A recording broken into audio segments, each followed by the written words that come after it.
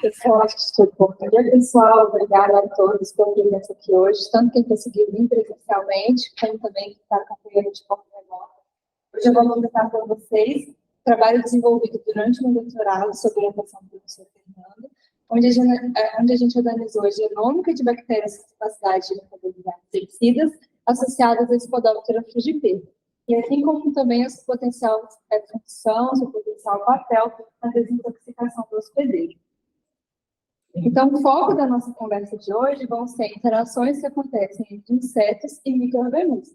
Interações dessas que contribuíram e vêm contribuindo para o sucesso evolutivo da classe insecta. Essas interações, hospedeiro, microbiota associada, elas são muito importantes em processos evolutivos e ecológicos, e podem envolver tanto a troca, o intercâmbio de recursos metabólicos, como também a modulação de respostas imunes e a aquisição de novas características, ou seja, para o hospedeiro, a microbiota ela acaba sendo uma fonte de inovação, uma fonte de variabilidade, que pode acabar influenciando ou mudando a forma que o hospedeiro responde a situações de adversidade, de estresse. E a gente começa a pensar em fenótipos complexos, onde o fenótipo não mais é uma resposta, apenas como uma resposta do genótipo, no caso do inseto, mais ambiente, mas sim como uma resposta do genótipo do inseto, da microbiota mais o ambiente, que é justamente esse conceito do holobionte, que é essa unidade, hospedeiro e microbiota, que juntos vão estar sofrendo a ação das pressões de seleção em condições naturais, que juntos vão estar respondendo a condições de estresse, como, por exemplo, escassez de alimento e exposição a compostos tóxicos. Quando a gente pensa nos avanços nas técnicas de genômica, metatranscriptômica, metabolômica, azômica em geral, a gente vê que a gente teve um aprofundamento nos estudos nessa área do conhecimento, onde a gente consegue analisar agora a dinâmica dessas interações, inseto e microbiota, mas também a forma com que essas relações se estabelecem, por exemplo, a história evolutiva hospedeiro e simbionte. E o modelo desse estudo, que a gente vai conversar hoje, com que eu trabalhei durante esses anos do doutorado, foi a interação entre Spodoptera frugipeira, que é a lagarta do cartucho do milho, e bactérias com capacidade de metabolizar inseticida. Essas bactérias elas estão presentes tanto em reagentes resistentes a inseticidas de Spodoptera, como também em populações de campo. Estudos prévios demonstraram que populações resistentes de Spodoptera apresentam no seu intestino bactérias com capacidade de metabolizar um inseticida aos quais elas são resistentes, o hospedeiro é resistente. Populações suscetíveis que não são expostas a inseticida, elas não apresentam no seu intestino bactérias com essa capacidade. Já populações de campo, que são expostas a diversas adversidades no meio ambiente, elas possuem uma grande diversidade de bactérias que têm essa capacidade de metabolizar inseticidas, como também elas são capazes de metabolizar não apenas mas muitas vezes múltiplos inseticidas. Então, esses estudos demonstraram que essas bactérias, elas também estão sofrendo uma pressão de seleção pela exposição aos inseticidas. Então, o objetivo desse trabalho hoje é a gente caracterizar melhor essas bactérias e entender essa relação com o hospedeiro. Para isso, a gente usou de técnicas de análise genômica, filogenética, metabolômica, metatranscriptômica, uma abordagem ampla, holística, para tentar entender essa interação que é tão complexa. Então, chegando nas hipóteses do trabalho, a gente considera se a Spodoptera está agindo como, e a sua microbiota, no caso das bactérias metabolizadoras de inseticidas, se elas estão atuando como um holobionte, ou seja, como uma unidade frente à exposição a inseticidas, a gente tem como hipótese que essas bactérias elas vão carregar no genoma delas a maquinaria genética para detoxificação, que elas vão apresentar adaptações para metabolizar cada um dos inseticidas, que foi a pressão de seleção, no caso que a gente tinha avaliado. Então, a gente tem como predições para essa hipótese que essas bactérias elas vão apresentar no genoma delas genes e vias metabólicas associadas com a metabolização de inseticidas, de compostos tóxicos em geral, e uma segunda predição em que elas vão apresentar uma variação genética, que vai poder ser relacionada com os diferentes fenótipos que elas apresentam, ou seja, a capacidade de metabolizar o inseticida A, o inseticida B ou nenhum inseticida. Uma terceira predição para essa hipótese seria que a microbiota de linhagens resistentes, de linhagens suscetíveis, vão responder de forma diferente quando o hospedeiro é exposto a inseticida, devido a uma expressão gênica diferencial do genoma, que seria o genoma do hospedeiro mais microbiota, ou uma produção diferencial de metabólitos pelo holobionte. Numa segunda hipótese, que a gente vai analisar no último capítulo vou apresentar para vocês, a gente foca em específico em simbionte do gênero Enterococcus. Já são reportados na literatura como membros centrais da comunidade microbiana de Spodoptera frugipeda, a microbiota intestinal, e muitas vezes eles são associados a contribuições funcionais. Então, a gente considera que se Enterococcus ele tem essa relação íntima mesmo, uma história evolutiva com o Spodoptera, a gente tem como hipótese que diferentes grupos de Enterococcus vão infectar diferentes espécies de Spodoptera, ou seja, a gente vai ver algum sinal de coevolução. Então, como predição para essa hipótese, a gente tem que diferentes isolados vão carregar uma variação genética que vai poder ser distinguível. A gente vai conseguir distinguir Enterococcus de Spodoptera albula, eridana, frigipeda, assim por diante. Então, aqui eu trouxe uma visão geral do que eu vou apresentar para vocês hoje. Nos próximos 2 capítulos, a gente vai fazer a caracterização genética desses isolados. Primeiro, os que foram obtidos das populações de laboratório, tanto resistentes quanto suscetíveis. Depois, no capítulo 3, aqueles isolados que foram obtidos das populações de campo, com capacidade múltipla de metabolizar inseticida. No capítulo 4, a análise metabolômica e metabolismitômica dessas populações resistentes e suscetíveis. E, por fim, o capítulo onde a gente vai analisar aquela última hipótese relacionada à diversidade dos Enterococcus. E aí eu vou trazer as conclusões e considerações finais para vocês. Então, relacionado ao capítulo 2, onde a gente vai focar nos simbiontes do gênero Enterococcus, a gente vai trabalhar tanto com aqueles que foram obtidos de linhagem resistente e que são capazes de metabolizar inseticida, como também obtidos de linhagem suscetível, nesse caso, sem essa habilidade. Então, como eu falei previamente, esses trabalhos, esses isolados, eles já foram previamente obtidos. O isolamento deles está descrito no trabalho de Almeida, 2017. E só para vocês terem uma noção de como foi feito esse isolamento, a gente tinha as linhagens diferentes, selecionadas pelo laboratório de resistência de artrópodes, e o intestino dessas lagartas foi utilizado de inóculo no meio contendo só inseticida como fonte de carbono. Então, para essas linhagens, eles conseguiram fazer o isolamento dessas bactérias que conseguiam, de alguma forma, utilizar aquele inseticida que o hospedeiro era resistente. No caso das linhagens suscetíveis, não foi possível fazer esse crescimento em meio seletivo, então, os isolados que vão ser trabalhados nesse trabalho, que eu vou apresentar para vocês, eles foram cultivados no meio rico, em glicose, no meio PSB normal. Então, eles foram isolados, caracterizados por Almeida, e foi feito o sequenciamento do gene 16S, que já é muito utilizado para o taxonomia de bactérias. Então, pelo 16S, eles foram considerados multi ou catalifados, dependendo dos isolados, que estavam sendo armazenados no glicerol. Então, para esse trabalho, a gente fez toda a extração do genoma, do DNA dessas bactérias, foi feito o sequenciamento dos genomas, a montagem dos genomas, utilizando o programa SPADES. As sequências plasmidiais dos genomas, elas foram filtradas para a gente fazer a anotação desses genomas diferentes isolados, principalmente em relação a categorias funcionais. A fim de ver essa variação genética, a gente alinhou esses genomas e vimos tanto a porcentagem de alinhamento, a identidade média de nucleotídeos, e também fizemos a hibridização digital DNA-DNA, para a gente ver a posição sistemática desses isolados e também comparar eles. Para delinear novas espécies, a gente usou como parâmetro o valor de 70% de TDAH, que seria essa hibridização DNA-DNA, e 95% a 96% de identidade média de nucleotídeos. Também foi feita uma caracterização dos isolados, utilizando genes mantenedores, regiões específicas de genes mantenedores, que são já utilizados para a caracterização de outras espécies de enterococcus, fecários e fezes. A gente selecionou essas regiões que são informativas para outros enterococcus para tentar diferenciar os isolados em questão também. E foi feito, por fim, uma análise filogenética para confirmar esse posicionamento sistemático e também para buscar por adaptações ambientais dos enterococcus. Por quê? Porque a gente selecionou diferentes carcerifados para essa análise e foram obtidas de diferentes fontes de isolamento, vertebrados, plantas, solo. Então, a gente tentou ver se havia alguma modificação diferente a isso.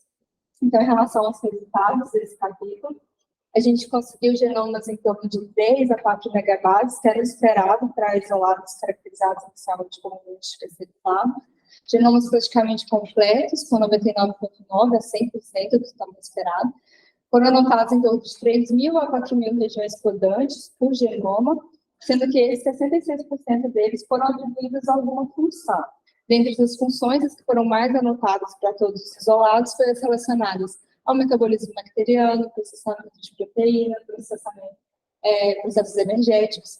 Dentre as enzimas anotadas, para todos os genomas, a gente teve principalmente hidrolases, transferases e oxidorreductases. E quando a gente foca no que é o objetivo central do trabalho, que seria a degradação dos xenobióticos, a gente tem em torno de 5% das regiões codantes dos genomas mapeados em vias relacionadas à biodegradação e metabolismo de xenobióticos. Aqui, apenas comparando os genomas em relação às regiões codantes anotadas, a gente vê genomas muito similares, independente do fenótipo, independente se era da população suscetível, de qual era a população resistente, eles compartilhavam a maioria das regiões codantes. Dentre essas regiões, a gente dá destaque para aquelas relacionadas à degradação de xenobióticos, a maquinaria enzimática relacionada a esse processo, bombas de efluxo, transportadores de influxo, que normalmente estão relacionados à bioformulação, podem estar relacionados à bioformulação, genes relacionados à resposta de estresse oxidativo e também genes relacionados à infecção hospedeiras, à infecção e aspectos desse tipo. Em relação aos isolados que foram inicialmente classificados como Enterococcus munditi, em especial, a gente também teve a anotação de genes relacionados à produção de biofilme e a bactericinas, que são muito importantes para a modulação da microbiota intestinal como um todo. Aqui, o alinhamento dos genomas, eles mostraram que os nossos genomas realmente são muito similares, a gente consegue ver ali um quadro aqui. Um quadro onde reúne todos os nossos isolados com alto valor de suporte, mas essas análises elas mostraram que, de fato, esses nossos isolados eles não eram Enterococcus cancerifados. A gente consegue ver nessa primeira coluna, pelas cores diferentes, e também foi feito baseado no valor do DDH, que é menor que 70%, a gente viu que, de fato, eles eram uma nova espécie de Enterococcus, que a gente deu o nome de Enterococcus entomossócio. No caso dos isolados que foram inicialmente classificados como munditi, após o alinhamento, a gente viu que a gente viu uma variabilidade maior do que quando comparado com aqueles outros isolados. A gente tem um isolado ali, que é o SP24, que foi o objetivo da população recente de Lombardi. Ele se diferencia mais dos outros, mas mesmo assim, nenhum deles, são todos agrupados como a mesma espécie, que não é munditi. Então, a gente denominou ele de Enterococcus spodopteracus. Na caracterização para aquelas regiões específicas dos genes utilizados para a cura de partos multilocos, a gente observou que a gente tinha uma sequência tipo, para o caso do Enterococcus entomossócio. Essa sequência tipo, por quê? Porque para todas as regiões analisadas, ela é idêntica. Então, a gente tinha uma sequência tipo para todos. Quando a gente analisa o Enterococcus spodopteracus, a gente já vê duas sequências tipos. Por quê? Para o gene XPT, a gente teve uma diferenciação para o isolado SP24. Então, por isso, a gente tem duas sequências tipos dentro do Enterococcus spodopteracus. Quando a gente fez a análise para aquelas referências de cancerifalos, utilizando essa região da MLST, a gente viu que para esses genes em específico, também todos os genes apresentam diferença relacionada às nossas bactérias, dando suporte que elas são realmente uma nova espécie. A gente fez a análise também para ver se a gente conseguiria utilizar, se esses genes teriam um potencial para diferenciação desses enterococcus de outros enterococcus, porque como o 16S é idêntico, a gente precisaria de outras formas para identificar essas bactérias. Então, a gente fez uma análise de filogenia, a gente viu que, com exceção do GDH e o Burkhardt, para Enterococcus spodopteracus não separou ele de Enterococcus munditi, todos os outros eles foram informativos como potencial marcadores dessas novas espécies. Aqui a análise filogenética, a gente viu que tanto os Enterococcus spodopteracus quanto o entomossócio, eles se agruparam próximos uns dos outros e também próximos em cânceres diferentes, mas próximos também de Enterococcus cancerifalos e munditi, que são as espécies mais próximas, mas que eles foram distintos de outros isolados de vertebrados, plantas e solo, uma vez que eles não estão reunidos todos juntos. E a gente notou nessa análise, ela foi feita utilizando 100 genes. E a gente notou uma grande variabilidade entre o que já era descrito na literatura como Enterococcus munditi e o que já era descrito como Enterococcus cancerifalos. Inclusive, quando a gente vê aqui, a gente consegue ver que alguns Enterococcus cancerifalos, como esse HT1, 18C, Eles são descritos como cassiteriflavos, mas eles se reuniram mais próximo dos nossos do que da espécie tipo, que seria o EC20. Então, a gente fez uma nova análise, agora considerando todas as proteínas preditas desses genomas, e a gente observou que essas análises, ela deu suporte, né, que ela seria uma nova espécie, diferente da espécie tipo, mas a gente observou que aqueles enterococos cassiteriflavos que estavam próximos, de fato, eles eram da mesma espécie da nossa, mas mesmo assim diferentes, uma vez que apresentavam diferenças, uma vez que eles estavam em clados diferentes das nossas. Esses aqui, eles são de vertebrados e solo. A gente também notou uma grande variabilidade entre o que já era descrito como na literatura, mostrando que talvez seja necessário uma reavaliação da taxonomia desses isolados, principalmente quando é baseado só no 16 deles.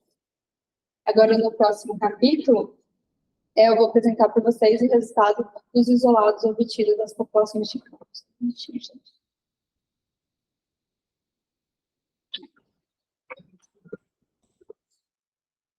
Então, esse trabalho do isolamento das populações naturais de Sodoma, ele foi realizado durante o meu mestrado, foi publicado num trabalho em 2020, e para esse trabalho a gente fez a mesma forma de isolamento descrito anteriormente, utilizando o intestino como inóculo e o meio seletivo.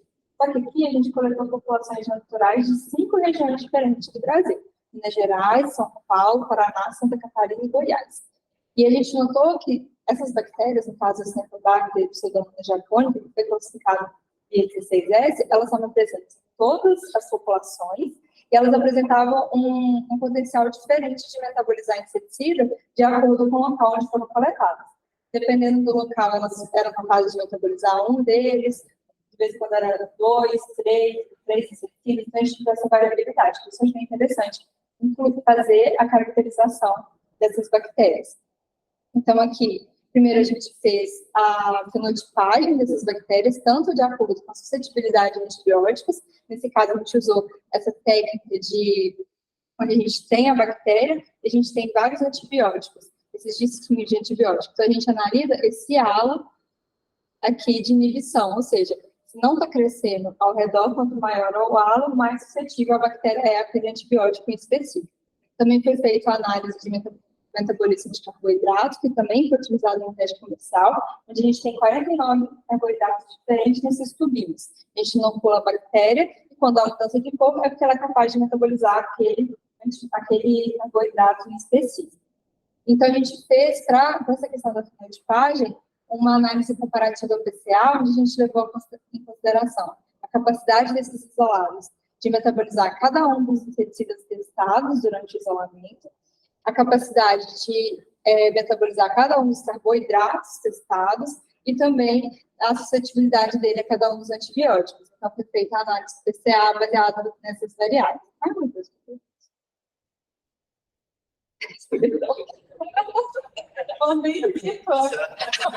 Mas já voltou. A gente fez também a análise comparativa, nesse caso usando exatamente o mesmo protocolo feito anteriormente, fazendo toda a montagem no SPADE, a anotação da plataforma BBBRC e o alinhamento dos genomas. Numa análise adicional, a gente também tentou fazer a colonização das populações suscetíveis com esses isolados obtidos de campo, porque eles não estavam presentes na população suscetível, diferente do enterococos. Então, a nossa ideia era ter a população suscetível agora com e sem bactéria e fazer todos os testes comparativos. Então, para isso, a gente tinha as posturas, elas foram divididas entre os cortes, e essas bactérias, essas lagartas, elas foram criadas em dieta de bactéria ou apenas solução salina, que seria o controle. Isso foi mantido por 3 gerações. E depois dessas 3 gerações, a gente fez a extração do DNA dessas lagartas e o PCR diagnóstico com iniciadores específicos para tentar ver se tinha dado certo ou não a colonização. Foi feita também uma reanálise do metabarcode que foi coletado na época do meu mestrado, onde a gente conseguiria ter uma visão de toda a microbiota daquelas populações onde os isolados foram obtidos. Essa reanálise, a ideia dela foi a gente focar agora para ver a prevalência de gêneros de Acinetobacter e Pseudomonas dentro da microbiota dessas bactérias, para ver quão representativo era a abundância deles nessas amostras de campo. E agora, nos resultados, primeiro da fenotipagem dos isolados do gênero Campylobacter, a gente viu uma diferenciação em relação, aqui do lado, em relação ao metabolismo, à suscetibilidade a antibióticos, mas o resultado referente ao metabolismo de carboidratos foi muito homogêneo. Então, todos os isolados, eles metabolizaram em torno de 26 dos 49 carboidratos testados. Todos eles compartilharam em torno de 49 das variáveis testadas, então, quando a gente contabiliza aquela capacidade de metabolizar inseticida, carboidrato ou ser suscetível aos antibióticos, foram 67 variáveis no total. Então, dessas 67, eles compartilham 49, eles apresentaram grande similaridade. Quando foi feita a análise PCA, a gente viu que 79% da variabilidade reúne todos juntos, mas que 8% vai separar os isolados do Paraná e de Minas Gerais de acordo com o fenótipo deles, sendo de Minas Gerais o que mais se distingue dos demais. Já quando a gente analisa faz a fenotipagem dos isolados do gênero Pseudomonas, a gente já vê o contrário. Em relação ao antibiótico, elas são mais homogêneas, mas a grande diferença quando a gente olha o metabolismo de carboidratos. O isolado 100, obtido de Santa Catarina, foi o mais diferente de todos, e apenas xilose e glucose foram metabolizados por todos os isolados. Mesmo assim, eles compartilharam no total 51 das variáveis analisadas, e dentre, quando a gente faz a comparação, o isolado 100, que era o que a gente esperava, vai ser o que mais se distancia dos outros.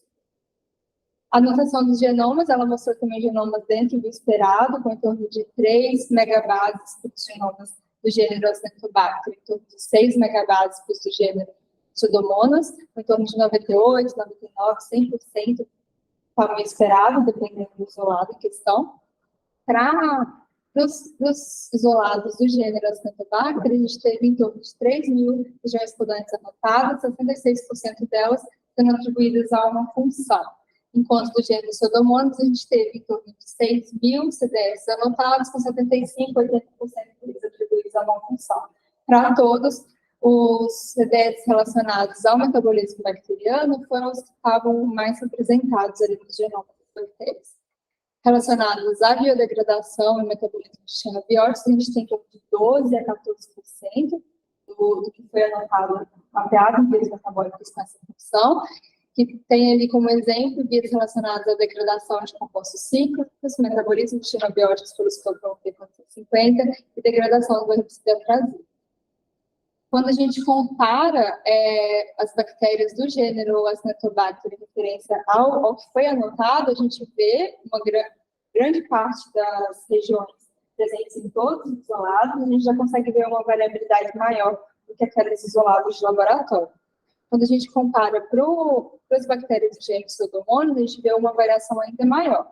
No caso do isolado 100, que é aquele que apresentou uma diferença no fenótipo, a gente vê, por exemplo, que ele tem 393 regiões codantes que são únicas a ele, e 178 que estão presentes em todos os outros, menos ele. A gente vê, principalmente em relação a ele, uma grande diferença. Dentre os CDS anotados, a gente tem principalmente aqueles relacionados a metabolismo de xenobióticos, colonização do intestino, formação de biofilme, disponibilização de nutrientes e também a modulação da microbiota intestinal. Quando foi feita a comparação dos genomas, a gente viu que, no caso das Acinetobacter, realmente eram Acinetobacter sólidas, eram muito similares, apesar de ter essa ramificação dentro do quadro, vocês veem que eles não tiveram um valor de suporte tão grande, teria a análise, ela reuniu todos juntos, como Acinetobacter sólidas. Já no caso de Pseudomonas japônica, a gente viu uma grande diferença. Então, o isolado 100, aquele que era diferente, que eu já tinha destacado antes, ele era de fato uma nova bactéria, uma nova espécie, que a gente deu o nome de Pseudomonas fraudulenta, e dentre os outros isolados que restaram, a gente teve 2 subespécies de Pseudomonas barática, que é uma espécie que foi recentemente descrita, e ela foi obtida na Índia em solos contaminados com petróleo. Então, aqui, em relação à colonização, a gente não conseguiu colonizar o trato da linhagem suscetível com as bactérias de interesse. Depois das gerações, a gente fez a série diagnóstica, não conseguiu detectar essa colonização. Quando foi feita a análise da abundância geral da microbiota das populações de campo, a gente notou que, apesar de presente em todas as populações, elas estavam numa porcentagem muito baixa quando comparada a outros membros da comunidade bacteriana, como, por exemplo, bactérias do gênero Enterococcus. Mas, mesmo assim, elas foram consideradas membros core dos membros centrais da comunidade, uma vez que estão presentes em todas as populações analisadas. Agora, em relação ao capítulo 4, a gente vai apresentar para vocês o resultado da metabolômica de populações suscetíveis e resistentes e da metatranscriptômica da microbiota associada a essas lagartas. Então, para esse experimento em questão, a gente usou 3 linhagens resistentes, a linhagem resistente ao fubendiamide, Spinosaurus e Tetramesuron, linhagens que foram selecionadas para o laboratório de desenvolvimento de artrópodes e cedidas para esse experimento específico. A gente também utilizou a linhagem suscetível de referência. Os inseticidas nesses ensaios, eles foram utilizados na série 50, que foi previamente estabelecida para cada um dos clientes. Então, tanto nos experimentos de metabolômica quanto de metabolômica, eles tinham o mesmo desenho experimental. A gente buscava avaliar tanto o efeito do comportamento, ou seja, da exposição ou não, o efeito do fenótipo, no caso resistente e suscetível, e a interação entre esses fatores. Então, e cada inseticida ele foi avaliado separadamente. Então, por exemplo, o ensaio com espinosade. Eu tinha linhagem resistente ao espinosade se alimentando com dieta com ou sem espinosade. E no mesmo ensaio, a linhagem suscetível se alimentando com ou sem espinosade. Isso para cada um dos inseticidas. Então, para a metabolômica, essas lagartas, elas ficaram se alimentando com ou sem espinosade, com o inseticida em questão, por 12 horas.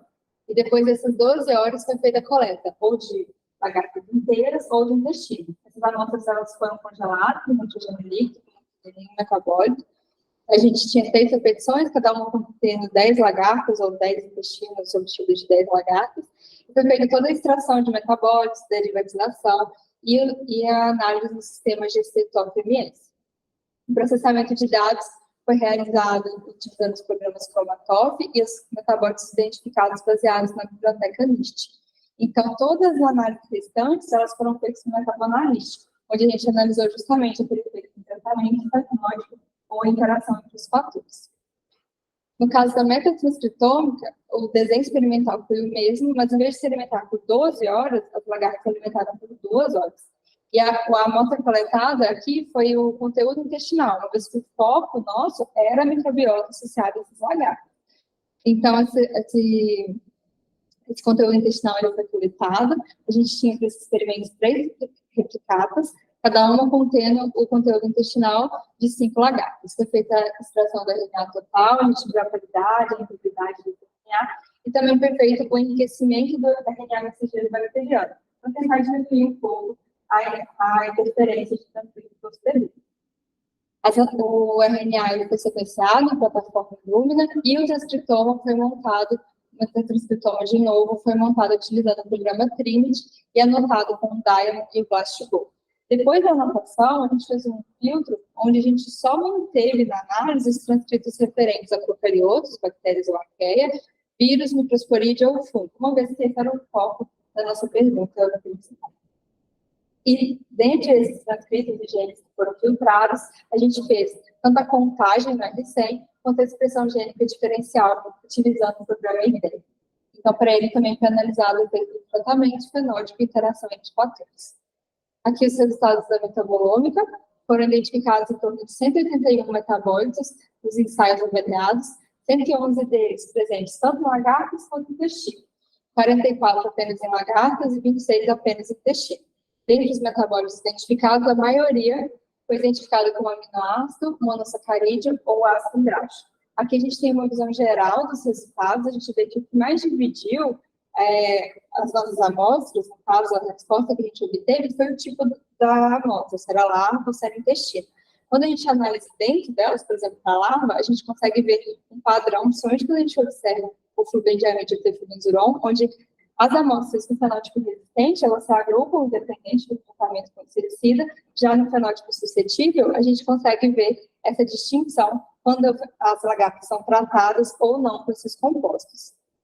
Então, entre os metabólitos significantes, a gente, depois da análise da ANOVA, a gente teve 94 metabólitos afetados pelo fenótipo, tratamento ou interação entre esses fatores nas larvas, e 88 nos intestinos. A maioria deles, dos metabólitos que foram diferencialmente abundantes, eles foram afetados pelo fenótipo do hospedeiro, se era resistente ou se era suscetível.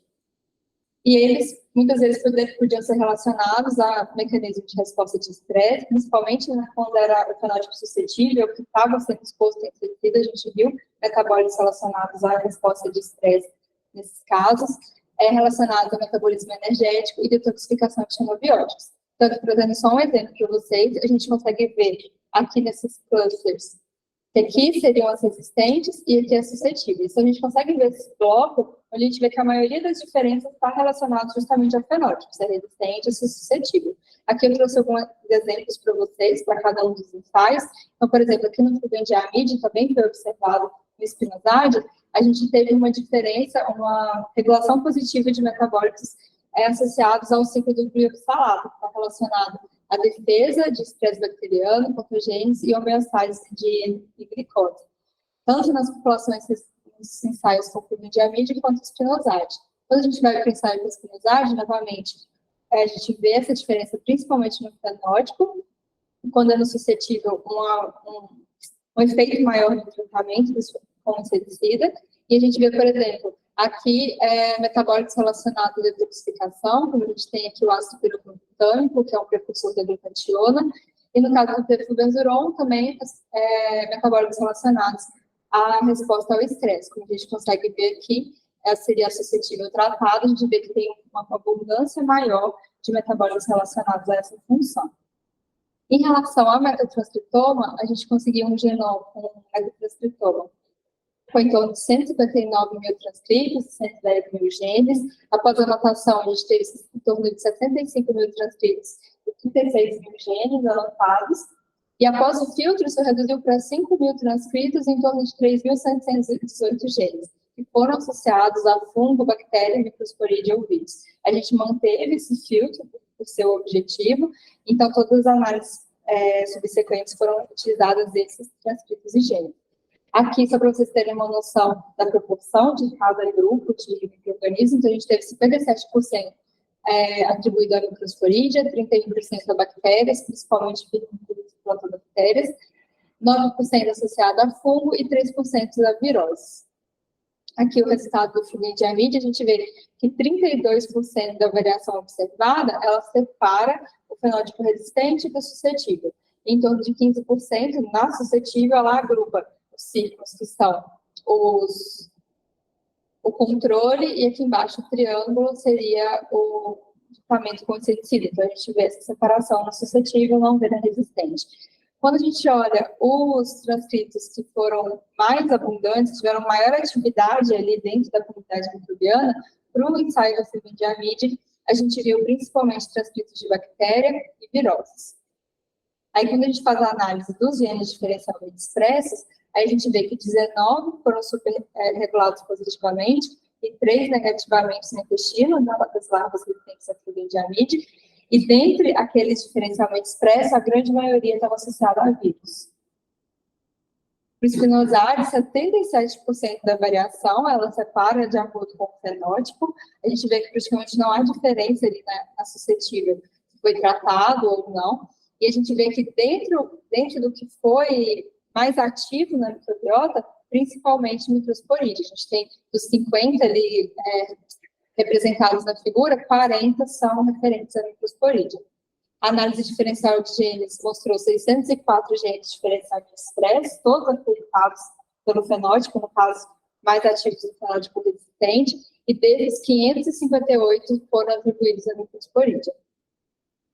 No caso do perflubenzuron, a gente também tem essa separação em relação ao fenótipo, e dentre os micro-organismos mais ativos dentro da microbiota, que terá maior atividade, a gente tem destaque para bactérias e vírus, e quando a gente compara com os outros, a gente também teve um aumento nessa questão do fungo, os transcritos de fungo. E quando vai fazer a análise de genes diferencialmente expressos, a gente tem 19 genes diferencialmente expressos, todos afetados pelo fenótipo, e principalmente atribuídos a vírus. E agora, por fim, o último capítulo, onde a gente analisou essa diversidade dos enteropócos das diferentes espécies de Spodoptera. Então, para esse experimento, foram analisados os espécies albula, Spodoptera albula, Spodoptera plasmioides, eridânia e frutipeda. O intestino dessas lagartas, eles foram utilizados como inóculo para o crescimento bacteriano. Aqui, a gente usou o meio normal, TSB, não foi o meio negativo, porque o objetivo era ver a diferença apenas dessas bactérias. Então, após o crescimento, essas bactérias elas foram morfotipadas de acordo com cor, tamanho, brilho, e 3 clones de cada morfotipo seguiu para análise a classificação molecular.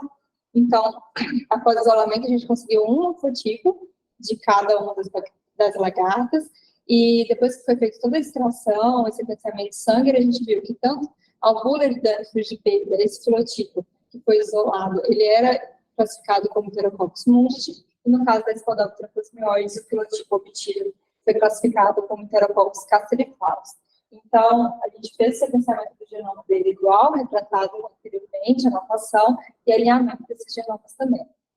Aqui a gente viu, depois da anotação, que os genomas, para o caso daqueles que foram classificados inicialmente como mundici, era bem próximo do esperado mesmo, tinha em torno de 98%, 99% do tamanho esperado. Já para o Enterococcus castelliflavus, ele foi menor do que é reportado para Enterococcus castelliflavus, então teve em torno de 82% do tamanho esperado. Tivemos em torno de 2.600, 2.500 regiões estudantes anotadas, dentre elas 60% e 72% atribuído a uma função. Dentre as funções, as que foram mais anotadas foram aqueles CTS relacionados a metabolismo bacteriano, processamento de proteínas e energia. E dentre as vias metabólicas anotadas, as principais, que tiveram maior número de genes associados ao metabolismo de carboidratos. E agora aqui só o alinhamento desses genomas, eles não apresentaram uma variação genética que permitisse, por exemplo, uma comparação a nível de subespécies, espécies, que era o que a gente tinha como predição no início.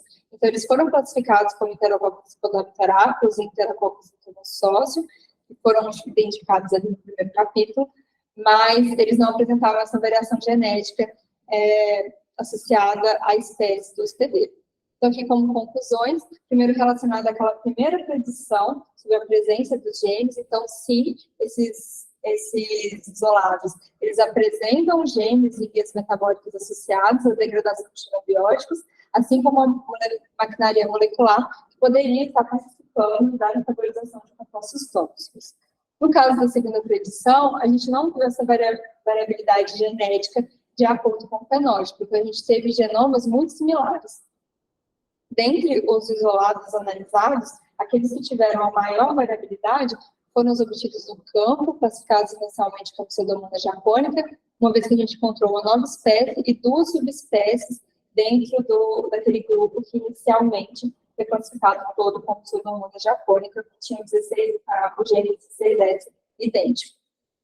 2 novas espécies de Enterococcus foram descritas, e essas espécies elas se mostraram associadas a insetos e distintas de isolados de vertebrados, plantas ou solo. E aí o trabalho mostrou essa necessidade de reavaliar a taxonomia de bactérias, principalmente quando ela é baseada apenas em 16S, buscar técnicas mais, onde a gente tem mais fatores sendo avaliados, o genoma, o fenótipo, que conseguisse agrupar mais coisas que não só os 16S. E agora, e além das vias relacionadas ao metabolismo de xenobióticos, a gente também viu alguns aspectos que poderiam ser relacionados à interação do inseto com o hospedeiro, relacionado à colonização do trato digestivo, infecção, produção de biofilme e também a modulação da comunidade microbiana como um todo. Agora, em relação à predição 3, que a gente esperava ver uma resposta diferente no metaboloma, de linhagens resistentes suscetíveis, a gente viu que sim, há essa diferença, principalmente o fator que mais influenciou nisso foi o fenótipo resistente, que foi o que mais contribuiu tanto para a diferença no perfil metabólico da Spodoptera frigipeda, quanto na expressão gênica diferencial da microbiota. No caso, os fenótipos, as linhagens resistentes, elas apresentavam essa abundância diferencial, principalmente metabólicos relacionados, que podem ser relacionados à resposta de estresse, metabolismo energético e detoxificação de xenobióticos, tanto na metabolômica quanto na metatranscriptômica, para aqueles fenótipos resistentes. A gente foi observado diferenças constitutivas, ou seja, independente do tratamento, enquanto no fenótipo suscetível a gente viu uma variação maior de acordo com o tratamento. E a gente também observou que essa exposição a inseticida, no momento da seleção da resistência, ela pode alterar a interação com a microbiota que o hospedeiro tem com a sua microbiota. De uma forma dependente ao inseticida, a gente viu diferentes linhagens resistentes, a gente tinha uma proporção diferente, uma atividade diferente de membros da comunidade microbiana. Então, os Spinosaurus e os Sporidia tinham um efeito muito maior, a gente conseguiu, por exemplo, ver esse anzolômico bendiamento, esse efeito dos vírus, quantidade de atividade de bactéria. E, por fim, na nossa última predição, a gente não conseguiu ver essa variação genética entre os isolados analisados que pudessem permitisse a gente inferir algum aspecto relacionado à coevolução. E é isso, muito obrigada. Desculpa pelo tamanho da apresentação, é que eu até tenho 5 anos e 50 minutos depois foi difícil. Então, eu fico aberta para questionar. Obrigada, gente. Acho que eu tenho que parar de gravar.